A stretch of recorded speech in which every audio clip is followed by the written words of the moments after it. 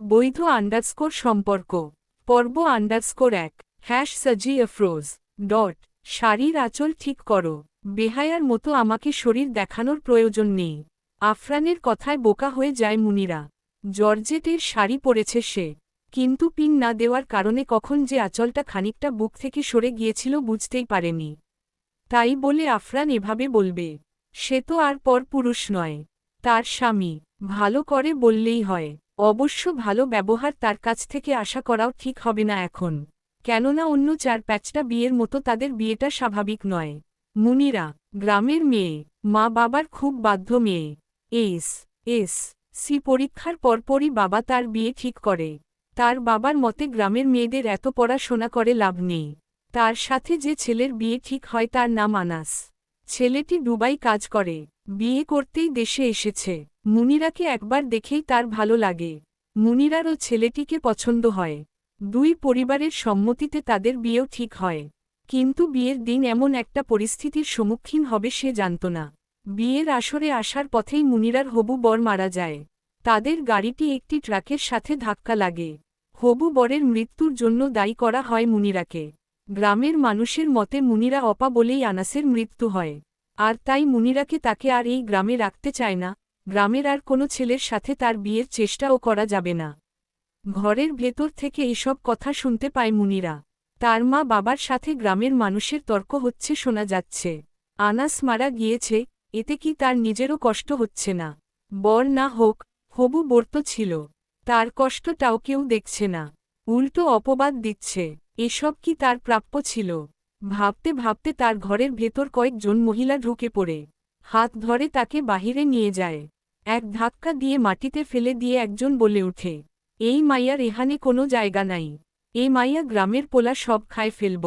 এহনি এরে বের করো। মুনিরার বাবা সবার কাছে মেয়ের সম্মান রক্ষার জন্য আকুতি মিনতি করছিল। গ্রামের চেয়ারম্যান, মেম্বার কেউই তাকে সহযোগিতার হাত বাড়ায়নি। আর তখনই আফজাল খান এসে মুনিরার বাবার হাত ধরে বলেন, তোমার মেয়েকে আমি নিয়ে যাব। আমার একমাত্র ছেলের পুত্রবধূ হবে মুনিরা, যদি তোমার আপত্তি না থাকে। আফজাল খানের কথা শুনে অবাক হয়েছিল মুনিরার মা বাবা। তার চেয়েও বেশি অবাক হয়েছে আফরান। আফজাল খান চট্টগ্রামের প্রভাবশালী ব্যক্তিদের মাঝে একজন। তার একমাত্র ছেলে আফরান খান। আফরানের মতামত ছাড়া তার বাবা এমন একটা কথা বলে বসবে সে ভাবেনি। তাড়াহুড়ো করে বাবার হাত ধরে একটু দূরে নিয়ে বলে, বাবা তুমি এমন করতে পারো না। আমি এত পড়াশোনা করেছি একটা গ্রামের মেয়ে বিয়ে করার জন্য। মেয়েটা এস.সি পাশ করেছে, ওকে আমি আরও পড়াবো। না বাবা, কোনো কথা আমি শুনতে চাই না আফরান। মেয়েটা অসহায়, আমার বন্ধুর এমন অবস্থায় আমি ওকে সাহায্য করব না। তাছাড়া মুনিরার বাবা তোমাকে ছোটবেলায় পুকুরে ডুবে যাওয়া থেকে বাঁচিয়েছিল বলেই আজ তুমি অন্য কিছু করে ঋণ শোধ করো, কিন্তু এটা আমি করতে পারবো না। তুমি আমার কথার মান রাখবে না আফরান? কথা শেষ না হওয়ার আগেই একটি মহিলা চেঁচিয়ে উঠল, এরা কি এই মেয়েকে নিবে নাকি বের করব এরে? অসহায় দৃষ্টিতে আফজাল সাহেব তার ছেলের দিকে তাকাল।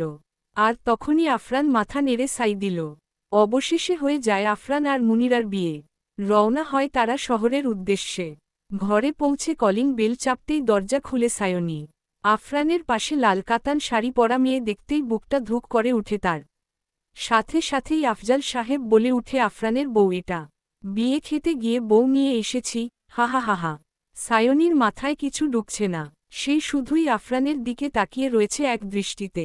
আফজাল খান ভেতরে ঢুকতে ঢুকতে বলেন, আফরান, মুনিরাকে তোর ঘরে নিয়ে যা। আর সায়নী তোর খালাম্মার একটা শাড়ি এনে দে মুনিরাকে। আফরান নতুন বউ নিয়ে নিজের ঘরের দিকে যাচ্ছে।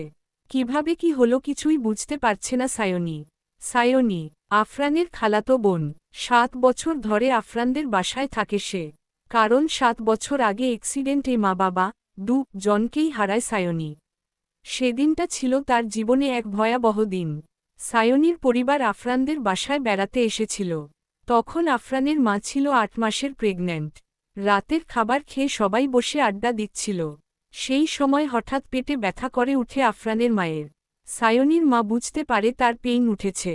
এদিকে আফজাল খান বাসায় ছিলেন না, তাই সায়নীর মা বাবা ঠিক করে তারাই আফরানের মাকে হাসপাতালে নিয়ে যাবে। সায়নীর মা ড্রাইভারকে গাড়ি বের করতে বলে সায়নী আর আফরানের কাছে এসে বলে, তোরা বাসায় থাক, অফিস থেকে দুলাভাই আফজাল খান এলে উনাকে নিয়ে হাসপাতাল চলে আসিস। গাড়ি নিয়ে বের হয়ে যায় তারা। কিন্তু পথে অ্যাক্সিডেন্টে মৃত্যু হয় সকলের। সেই সময় আফরানের পাশে ওর বাবা থাকলেও সায়নীর পাশে ছিল না কেউ। তাই আফজাল খান সায়নীর সব দায়িত্ব নেন। সায়নী খালাম্মার একটা জর্জেট শাড়ি নিয়ে মুনিরার কাছে আসে। সেই সময় রুমে আফরানকে দেখতে পায়নি সে। কেমন আছো মুনিরা? আমার আর ভালো থাকা। কেন? যার সাথে বিয়ে ঠিক হয়েছিল সে মারা গিয়েছে। অপা বলে তাড়িয়ে দিচ্ছিল গ্রাম থেকে, আর তখনই আমাকে বিয়ে করে উদ্ধার করেছে উনি। ওহ, আপনি কে? সায়নী, আফরানের খালাতো বোন। এখানেই থাকি 7 বছর ধরে। কিন্তু চিন্তা করো না, খুব তাড়াতাড়ি চলে যাব। কেন? বিয়ে তো সামনে। ও আচ্ছা, কিন্তু কিসের চিন্তা? কিছু না। আর কিছু না বলেই সায়নী নিজের রুমের দিকে রওনা হয়। এদিকে আফরান নিজের ফোনটি নিতে রুমে আসতেই দেখে শাড়ি পরে দাঁড়িয়ে রয়েছে মুনিরা। কিন্তু আঁচলটা ঠিক নেই। এমন দৃশ্য দেখে মাথাটা ঠিক রাখতে পারেনি সে। শুনিয়ে দেয় কয়েকটা কথা মুনিরাকে।